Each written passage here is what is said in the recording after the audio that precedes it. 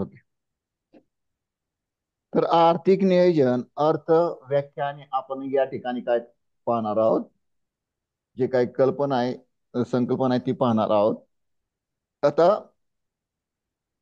पहा, आपला भारत देश आहे. आपला भारत हा काय देश आहे? विकसनशील देश आहे. आणि भारताची अर्थव्यवस्था ही मिश्र अर्थव्यवस्था आहे. आता मिश्र अर्थव्यवस्थेमध्ये काय, देशाच्या राष्ट्रीय उत्पन्नामध्ये शेती क्षेत्र, सेवा क्षेत्र, उद्योग क्षेत्र, बरोबर आहे ना, आणि व्यावसायिक क्षेत्र, या सर्वांचा वाटा असतो.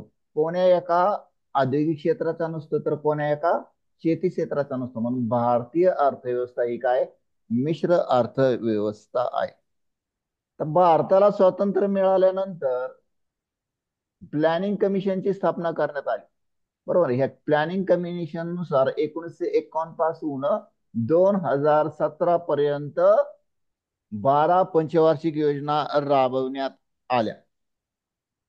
मग ह्या पंचवार्षिक योजना राबवत असताना त्याची काय उद्दिष्टे ठरवण्यात आली. प्रत्येक पंचवार्षिक योजनेमध्ये काय ठरवण्यात आली, त्यानुसार त्या पंचवार्षिक नुसार काय ठेवण्यात आली, उद्दिष्टे ठरवण्यात आली. उदाहरणार्थ पहिली पंचवार्षिक योजना होती, तर त्या पहिल्या पंचवार्षिक योजनेमध्ये देशातील क्षेत्रीय क्षेत्राचा विकास करून रोजगार निर्मिती करण्याचं ध्येय समोर ठेवण्यात आलं. म्हणजेच काय, ग्रामीण भागाचा विकास करणे हे उद्दिष्ट त्या ठिकाणी ठेवण्यात आलेलं होतं. अशी अनेक उद्दिष्टे त्यापैकी आपल्याला या ठिकाणी एक नियोजनाचा भाग म्हणून लक्षात घेणं गरजेचं आहे.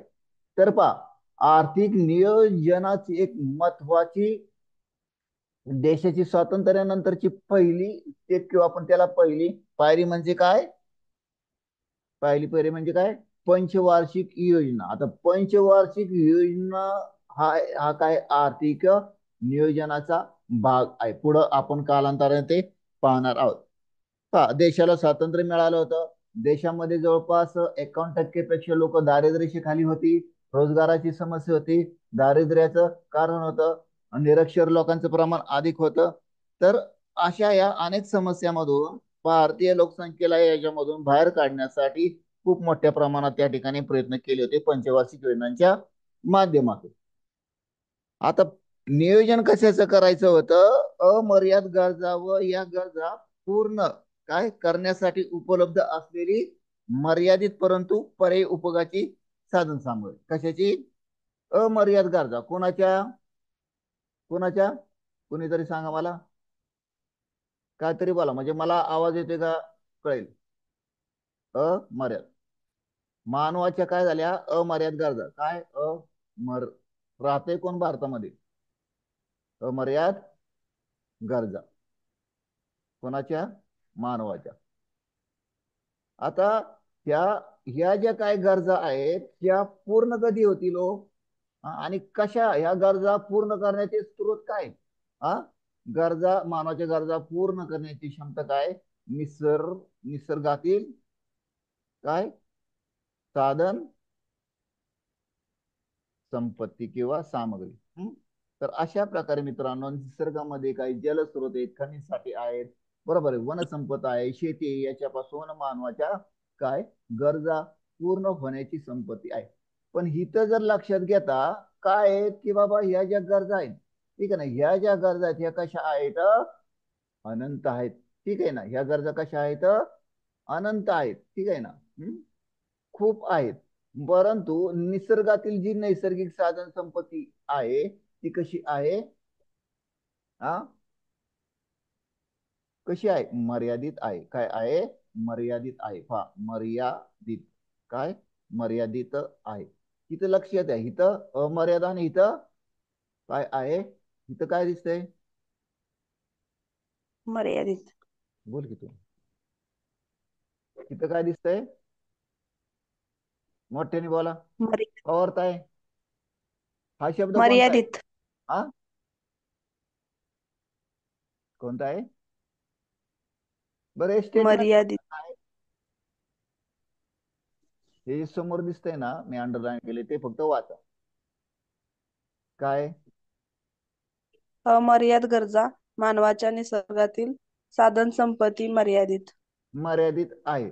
म्हणजे नियोजन कशाचं करायचं?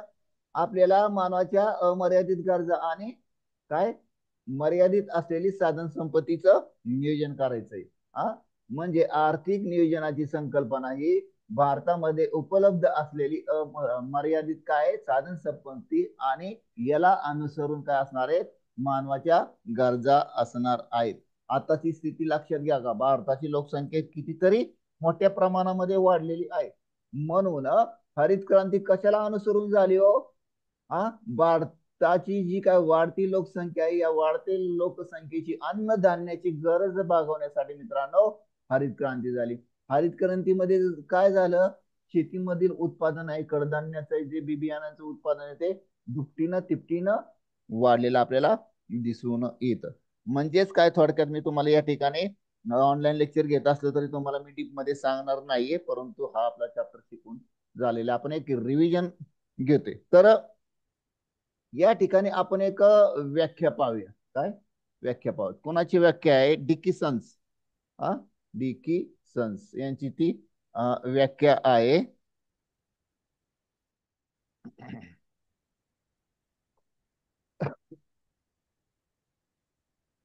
ते काय म्हणतायत ते काय म्हणतात की आर्थिक नियोजन म्हणजे संपूर्ण आर्थिक व्यवस्थेच्या काय आर्थिक आर्थिक नियोजन म्हणजे म्हणजे संपूर्ण संपूर्ण अर्थ व्यवस्थेच्या पाहणीच्या पाहणीच्या आधारावर काय आधारावर आधारावर प्रमुख निर्णय घेणे होय. काय प्रमुख प्रमुख निर्णय निर्णय घेणे होय. तर अशी ही व्याख्या आहे. तर व्याख्याचं थोडंसं आपण काय करूया अर्थ पाहूया. आर्थिक नियोजन म्हणजे काय संपूर्ण अर्थव्यवस्थेची पाहणी करायची. म्हणजे त्या देशामध्ये औद्योगिक क्षेत्र काय कितपत राष्ट्रीय उत्पन्नामध्ये भर घालू शकतं सेवा क्षेत्र काय करू शकतं शेती क्षेत्र काय करू शकतं कारण आपल्याला आपल्या देशाचं काय करायचे असते प्रगती करायची बरोबर आहे ना. मग या प्रगतीच्या दृष्टीने समाज कल्याण साधण्यासाठी निसर्गामधील जी काही संपत्ती आहे त्या संपत्तीचाच वापर केला जातो. बघा जे विकसित राष्ट्र आहेत उदाहरणार्थ औद्योगिक क्रांती कोणत्या देशामध्ये झाली सुरुवातीला इंग्लंडमध्ये झाली बरोबर आहे ना. इंग्लंडमध्ये काय झालं औद्योगिक क्रांती कारण त्याला तिथं जर आपण बघितलं तर त्या ठिकाणी वाफेच्या इंजिनाचा शोध लागला बरोबर आहे ना. म्हणजे इंग्लंड अमेरिका फ्रान्स वगैरे हे सगळे युरोपियन कंट्री वगैरे त्यांनी औद्योगिक क्षेत्राला अनुसरून ते देश काय झालेले आहेत विकसित झालेले आहेत. तर दुसऱ्या बाजूला देश देश शेती क्षेत्रावर अवलंबून आहेत ते अविकसित राहिले विकसनशील असे त्या ठिकाणी त्यांची आपल्याला तिथं स्थिती दिसून येते. म्हणून या ठिकाणी डिकिन्सन्स काय म्हणतात की आर्थिक नियोजन म्हणजे संपूर्ण अर्थव्यवस्थेच्या पाहणीच्या आधारावर. मग पाहणी कशाची करायची हो त्या देशामध्ये साधन संपत्ती किती आहे त्या देशामध्ये खनिज संपत्ती किती आहे त्याचप्रमाणे त्या देशामध्ये लोकसंख्या किती आहे त्या लोकसंख्येपैकी कर्त्या लोकसंख्येचं प्रमाण किती आहे दळणवळण व्यवस्था कुठे आहे जमिनीचं धारण क्षेत्र किती आहे सिंचनाच्या सोयी काय आहे पत पुरवठा कसा केला जाईल अशा अनेक बाबींचा याच्यामध्ये समावेश होतो. तर मित्रांनो ही आहे थोडक्यात काय आहे एक व्याख्या आहे. तर एक महत्वाची व्याख्या बघूया आपलं आपल्या देशामध्ये ज्या काही पंचवार्षिक योजना राबवण्यात आलेल्या होत्या बरोबर आहे ना. तर त्या पंचवार्षिक योजना एक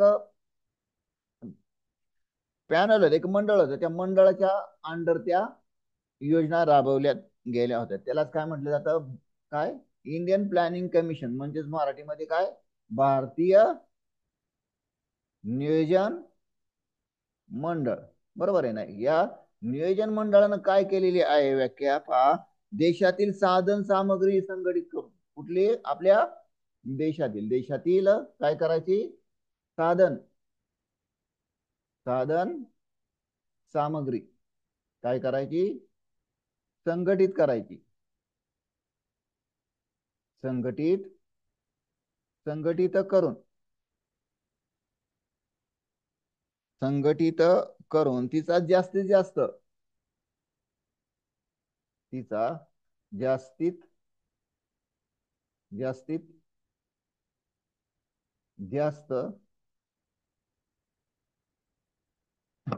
उपयोग करून उपयोग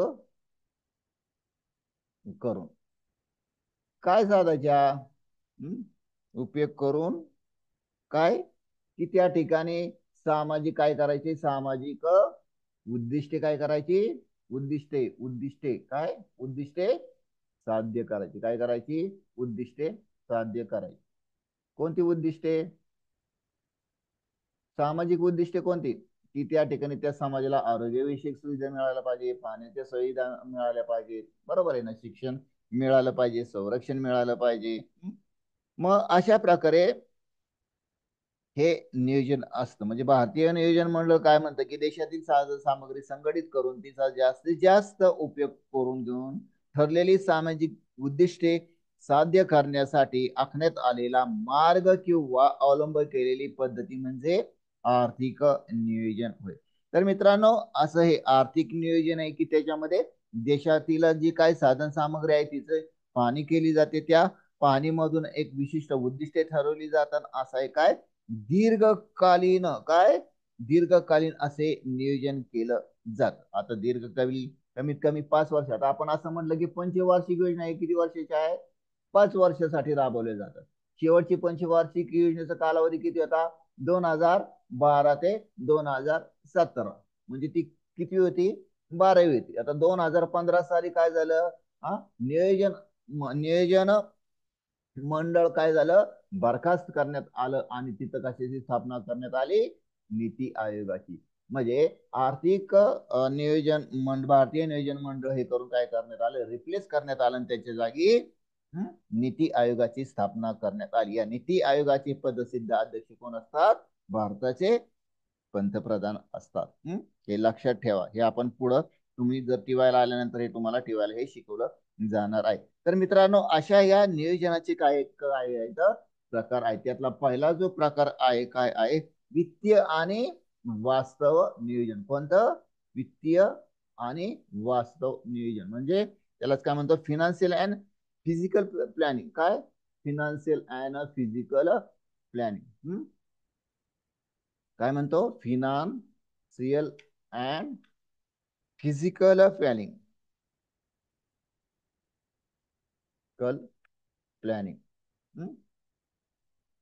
तर मित्रांनो ह्याच्यामध्ये काय आहे की आता वित्तीय नियोजन व वास्तव नियोजन हे काय एक महत्वाचं काय आहे एक नियोजनाचं काय आहे मित्रांनो तंत्रज्ञान आहे आता वित्तीय नियोजन जर आपण पाहिलं आता याच्यामध्ये समावेश कशाचा होतो पैशाचा बरोबर आहे वित्तीय बाबी म्हणजे पैशाच्या संदर्भात त्या ठिकाणी साधन सामग्रीची वाटणी केली जाते मग त्या ठिकाणी समाजामध्ये बँकांच्या मार्फत वित्त पुरवठा कशा प्रकारे केला जाईल बरोबर आहे ना जे काही नॅशनलाइज बँक आहेत जे काही व्यापारी बँक आहेत त्यांना काय दिलं जातं रिझर्व्ह बँक काय करते पतपुरवठा करते आलं का लक्षात मग अशा प्रकारचं पुरेशा प्रमाणात वित्त पुरवठा उपलब्ध नसेल तर वास्तव लक्ष त्या ठिकाणी पूर्ण करता येणार नाहीत आपण एका बाजूला असं म्हणतोय की देशामध्ये नैसर्गिक साधन संपत्ती आणि त्या साधन सामग्रीचा देशाच्या विकासासाठी उपयोग झाला पाहिजे जर शेती क्षेत्र घेतलं जर शेती क्षेत्राचा विचार केला तर शेती एखाद्या शेतकऱ्याची शेती आहे आणि त्याला जलसिंचनाची सुविधा उपलब्ध नाही मग त्याला वित्त पुरवठा केला पाहिजे ना बरोबर आहे ना नंदताई ऐकू येत आहे हो ऐकू येते सर हा मग ते शेतकऱ्याला काय केलं पाहिजे वित्त पुरवठा केला गेला पाहिजे बरोबर आहे ना मग तो कर्ज घेणार थोडक्यात बरोबर आहे ना काय विहीर खांदण्यासाठी किंवा पाईपलाईन करण्यासाठी काय घेणार कर्ज कुठनं घेणार जिल्हा बँकेकडून तो कर्ज घेणार आणि ही जिल्हा बँक कशा त्या जिल्हा बँकेला कर्ज कोण देतं national bank for agriculture and rural development जे काय शेती आणि विकास ग्रामीण बँक नाबार्ड आपण तिला असं म्हणतो तर वित्त पुरवठ्याचं मित्रांनो बँकांचं असं एक विशिष्ट जाळे म्हणजे फायनान्सचे स्त्रोत आहे त्यामार्फत त्या ठिकाणी त्याचं नियोजन केलं जातं. आता वित्तीय नियोजन योजनेचा विकास खर्च भागवण्यासाठी वित्तीय साधन सामग्रीची सुद्धा त्या ठिकाणी व्यवस्था केली जाते.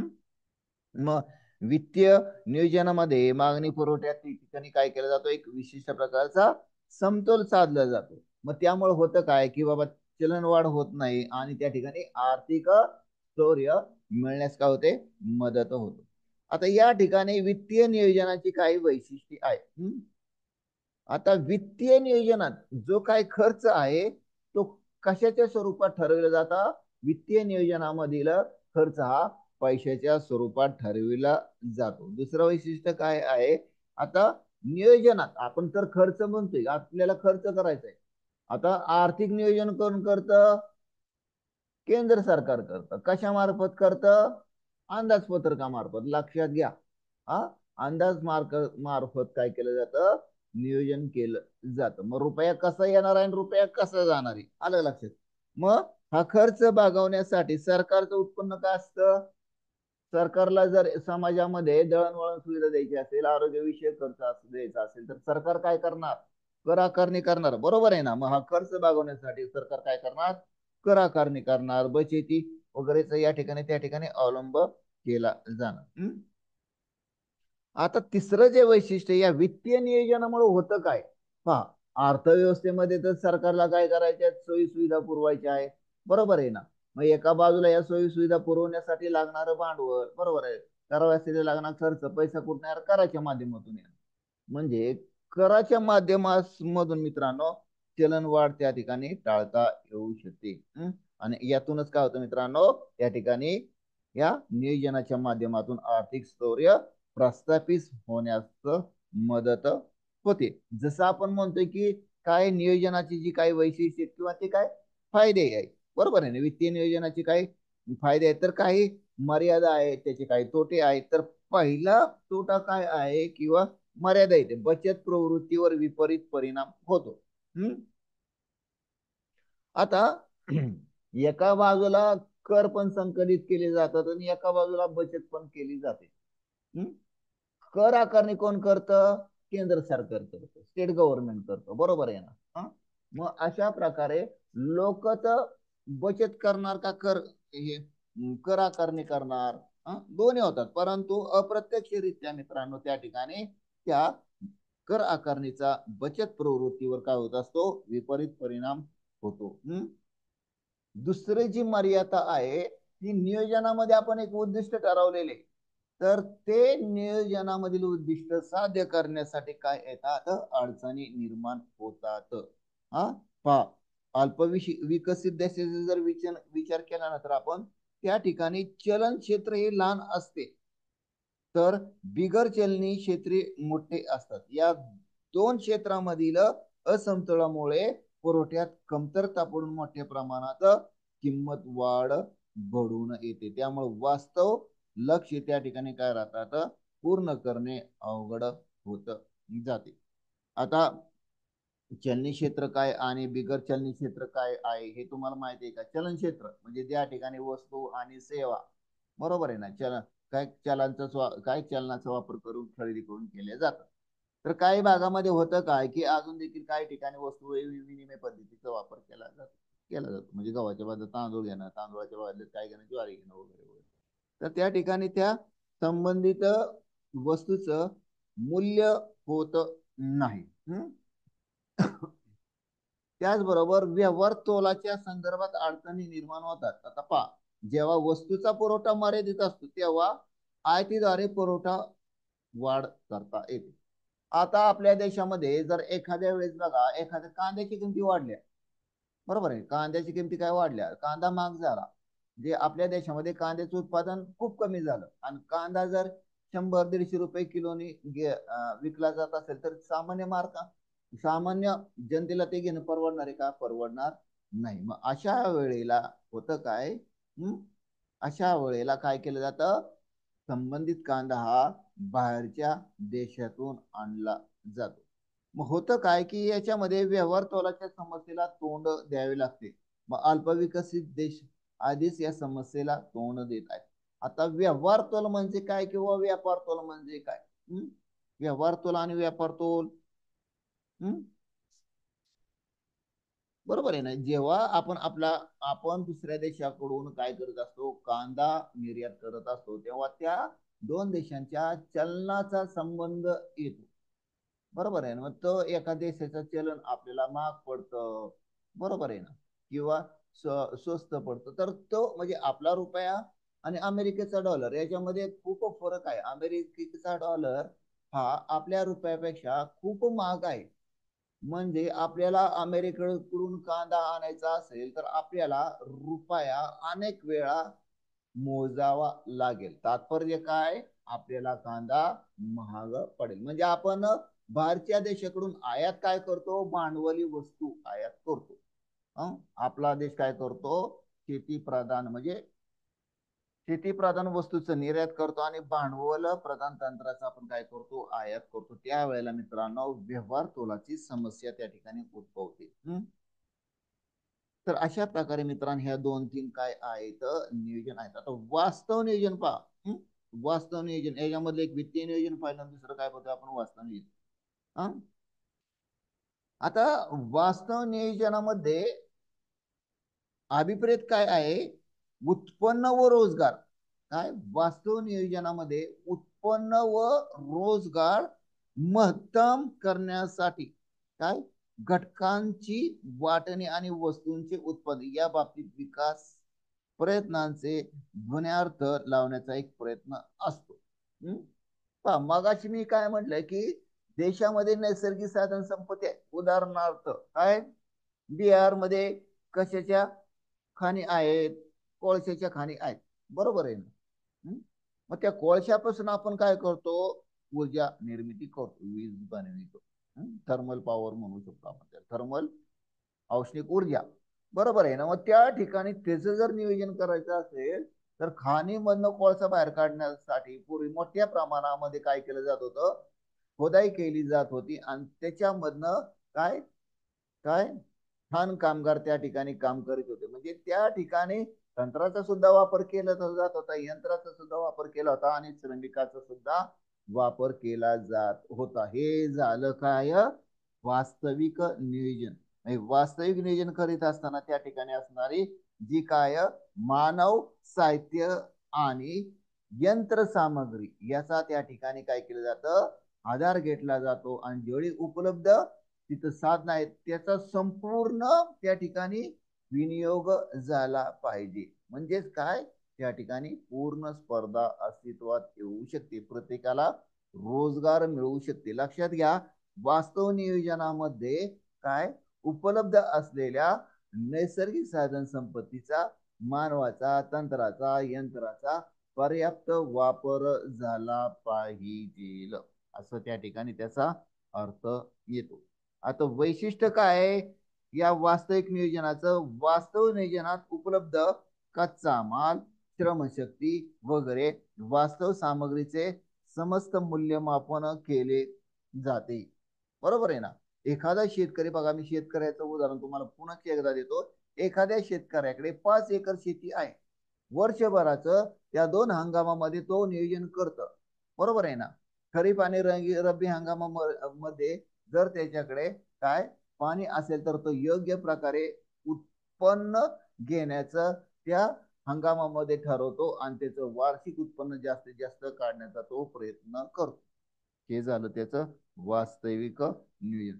आता वास्तविक नियोजनामध्ये मित्रांनो पहा, शेती व औद्योगिक उत्पादन, सामाजिक सांस्कृतिक व वाहतुकीच्या सेवा, उपभोग पातळी, अर्थव्यवस्थेतील रोजगार, उत्पन्न आणि गुंतवणूक पातळी या बाबतीत वास्तव लक्ष्ये निश्चित केली जातात. तर वास्तव नियोजन हे कसं असणार आहे, विचार करा बघू. वास्तव नियोजन हे काय आहे, दीर्घकालीन असणार आहे. तर हे सुद्धा आपण या ठिकाणी लक्षात घेतलं पाहिजे. तर अशी हे वास्तव नियोजनाची काही वैशिष्ट्ये आहेत. तर ह्याच्या मर्यादा सुद्धा आहेत. जसं वित्तीय नियोजनाचे काही मर्यादा आहेत तशाच काय वास्तव नियोजनाच्या मर्यादा सुद्धा आहेत. आता पहिली मर्यादा काय होते हो, साधन सामग्री संबंधी अपुरी माहिती. बर, आता वास्तव नियोजनामध्ये काय केलं जातं, देशामध्ये जी काय उपलब्ध नैसर्गिक साधन संपत्ती आहे ना, ती किती प्रमाणात उपलब्ध आहे याचं नियोजन करूनच ती योजना आखली जाते. मात्र जर आपण विचार केला अल्प विकसित देशांचा, तर त्या ठिकाणी वास्तव साधन सामग्री संबंधित जी काय आकडेवारी आहे आणि त्या संदर्भात काय आहे माहिती आहे, या ठिकाणी त्याचा अभावच असतो. योग्य अशी त्या ठिकाणी माहिती किंवा तो तिथं आकडेवारी आहे, डाटा आहे, तो त्या ठिकाणी मिळत नाही. मग होतं काय, साधन सामग्रीची अचूक माहिती नसताना ते नियोजन आखलं जातं, ते वास्तविक नियोजन काय होतं, दिशाहीन होत राहतं. मग अशा प्रकारचं नियोजन हे काय होतं, त्या ठिकाणी कुचकामी ठरते. दुसरा जो मुद्दा आहे, दुसरी जी मर्यादा आहे, विविध भागाच्या समतोलाची समस्या. हम्म आता आपण जे नियोजन लक्षात घेतोय ते आपण थोडक्यात अल्पविकसित देशांच्या बाबतीत ही संकल्पना मांडतोय. आता अल्पविकसित देशांना जर काही लक्ष्य पूर्ण करावायचे असतात, तर त्या ठिकाणी त्यांना अल्पविकसित देशांनी मित्रांनो काय, जी काय तंत्रज्ञानाची पातळी आहे ती त्या ठिकाणी गाठलेली नसते. वास्तविक नियोजनामध्ये आपण मूळतः जे काही बेसिक घटक आहेत, मानव, यंत्रसामग्री आणि तंत्रज्ञान, याचा आपण काय केलेला आहे, आधार घेतलेला आहे. हे काय आहेत, आपले कीवर्ड्स आहेत, म्हणजे मुख्य घटक आहेत. आता जे अविकसित राष्ट्र आहेत, त्या राष्ट्रांमध्ये याची काय दिसून येते, निर्मूलता दिसून येते. म्हणजे लोकसंख्या असते, परंतु ती लोकसंख्या काय नसते, शिकलेली नसते, निरक्षर असते, त्यांच्यामध्ये तंत्रज्ञानाचा अभाव असतो. मग तंत्रज्ञान कला जर त्यांना अवगत नसेल तर ते यंत्र कसं चालविणार, बरोबर आहे ना. उदाहरण आफ्रिका आफ्रिका आफ्रिका आफ्रिका खंडामधील जे काय अनेक देश आहेत ते खूप काय आहेत, अल्पविकसित असल्याचे आपल्याला दिसून येत. मग अशा प्रकारे मित्रांनो, या अल्पविकसित देशांनी विशिष्ट तंत्रज्ञानाची पातळी गाठलेली नसते. अशा देशात मित्रांनो, प्रतिकूल हवामुळे शेतमालाच्या उत्पादनात देखील घट होऊन शेतमालाचा पुरवठा कमी होऊ शकतो. ऊर्जेचा पुरवठा काय पुरेशा प्रमाणात न झाल्यामुळे औद्योगिक उत्पादनावर त्याचा अनिष्ट परिणाम होतो. मग यासाठी त्या ठिकाणी काहीतरी तरतुदी करणे आवश्यक आहे. आता वास्तव नियोजनामध्ये एक नेहमीच उभी राहणारी समस्या म्हणजे काय, की चलनवाढीची समस्या. पहा, वास्तव लक्ष्य त्या ठिकाणी पूर्ण नाही झाली तर वस्तूचा पुरवठा कमी पडून काय होत राहतात, त्या ठिकाणी वस्तूचा पुरवठा कमी झाला तर काय होणार, किंमत काय होणार, वाढणार, बरोबर ना. किंमत उदाहरणार्थ मग अशी काय म्हणलं, की कांदा आपल्या देशामध्ये महाग झाला आणि आपण बाहेरनं काय करायचं, आयात करण्याचं ठरवलं. आता कांद्याची किमती का वाढल्या, कारण भारतामध्ये आपलं त्याचं पर्याप्त उत्पादन झालेलं नाही म्हणून त्याच्या किमती वाढल्या. म्हणून वास्तव लक्ष्य पूर्ण नाही झाली तर वस्तूचा पुरवठा कमी पडून किमती वाढतात आणि त्यामुळे चलनवाढ घडून येते. म्हणजे इथं असं म्हणतं विशिष्ट वस्तूंच्या किंमत वाढीमुळे चलनवाढ होते. मग याचा परिणाम उत्पन्न व बचतीची पातळी कमी असलेल्या अल्पविकसित देशांच्या दृष्टीने ही काय चलनवाढ त्रासदायक दिसून येते. म्हणजे चलनवाढीची समस्या जर आपल्याला इथे लक्षात घ्यायची असेल तर वास्तव उद्दिष्ट आहे ते पूर्ण झालं नाही, वस्तूंचं उत्पादन कमी झालं, वस्तूंचा पुरवठा कमी झाला, त्यामुळे किंमत वाढली आणि किंमत वाढल्यामुळे काय झालं, चलन वाढ घडून येते आणि त्याचा परिणाम उत्पन्न, लोकांचं जे उत्पन्न आहे, बचतीची पातळी ती कमी होते. तर अशा प्रकारे मित्रांनो हे वास्तव नियोजन आहे. तर दुसरा जो प्रकार आहे, आता 7च मिनिटं राहिलेली आहेत, केंद्रित व विकेंद्रित नियोजन, बरोबर आहे ना. या 7 मिनिटांमध्ये आपण केंद्रित नियोजनाच्या संदर्भात चर्चा करूया. पहा, आता आपण असं म्हटलं की मग अशी भारताचा जर भारत हा विकसनशील देश आहे, बरोबर, भारताचं जे काय नियोजन हे केंद्रित आहे आणि विकेंद्रित सुद्धा आहे. आता आपलं केंद्र सरकारचं आहे, केंद्र सरकार काय करतं, संपूर्ण देशाच्या आर्थिक विकास करण्यासाठी जे अंदाजपत्रक आहे त्या अंदाजपत्रकामध्ये काय करतं, तरतूद करत. आता नेहमीच काय करतं की तुटीचे अंदाजपत्रक त्या ठिकाणी सादर केलं जात. झिरो बजेट नाही, शून्य दारांकित अंदाजपत्रक आता सादर केले जात नाही, कारण नेहमीचेच तुटीचे बजेट अंदाजपत्रक त्या ठिकाणी सादर केले जाते. भविष्यामध्ये कधीतरी आपण अंदाजपत्रकावर चर्चा करणार आहोत. आता नियोजन हे केंद्रित असते किंवा विकेंद्रित असते. नियोजनाची दोन प्रकारात विभागणी योजना बनवणीच्या योजना अंमलबजावणीच्या दृष्टिकोनातून त्या ठिकाणी केली जाते. आता या ठिकाणी केंद्रित नियोजन, पहा या नियोजनामध्ये एक मिड पॉइंट आहे, तो कोणता आहे, साधन सामग्री. लक्षात ठेवायचं कायमपर्यंत साधन सामग्री. आता साधन सामग्रीच्या वापरासंबंधीचा केंद्रित नियोजन हा नवीन मार्ग नसून नियोजनाची सुरुवात या प्रकारात झालेली आहे. आता समाजवादी देशात या नियोजनाचा वापर करण्यात आलेला आहे. तसेच अनेक अल्पविकसित देशात अशा प्रकारच्या नियोजनाचा अवलंब करण्यात आला आहे. मिश्र अर्थव्यवस्थांचा विचार घेऊन भारतातही काहीसा बदल करून या प्रकारच्या नियोजनाचा अवलंब करण्यात आलेला आहे. तर केंद्रित नियोजनात देशातील संपूर्ण नियोजनाची प्रक्रिया ही केंद्रीय नियोजन सत्तेच्या अधिपत्याखाली असते.